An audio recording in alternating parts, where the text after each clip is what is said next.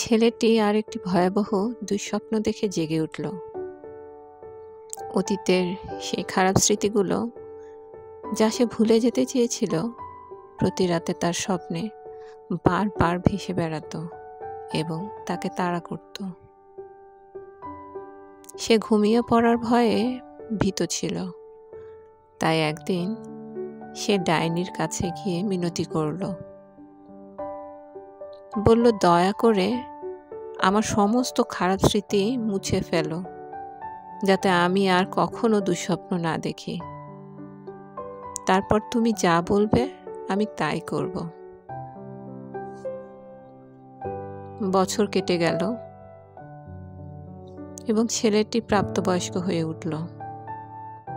তার আর দুঃস্বপ্ন নেই, কিন্তু কিছু অদ্ভুত কারণে সে মোটেও খুশি ছিল না।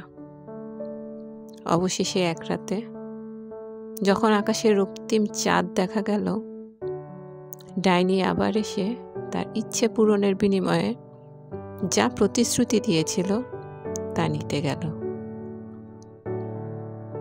সে খুব বিরক্তি নিয়ে তাকে চিৎকার করে বলল, আমার সমস্ত খারাপ স্মৃতি চলে গেছে, কিন্তু আমি কেন সুখী হতে পারছি না?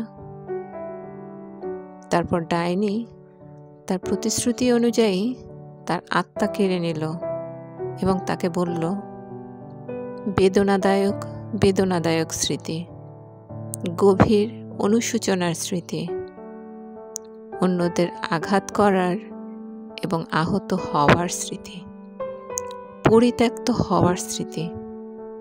যাদের হৃদয়ে এই ধরনের স্মৃতি লুকিয়ে থাকে তারাই শক্তিশালী, আরও আবেগপ্রবণ এবং মানসিকভাবে নমনীয় হতে পারে, এবং কেবল তারাই সুখ অর্জন করতে পারে।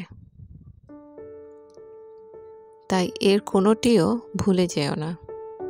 সব কিছু মনে রেখো এবং তা কাটিয়ে ওঠো। যদি তুমি তা কাটিয়ে না যাও, তাহলে তুমি সব সময় এমন একটি শিশু হয়ে থাকবে যার আত্মা কখনোই বৃদ্ধি পাবে না।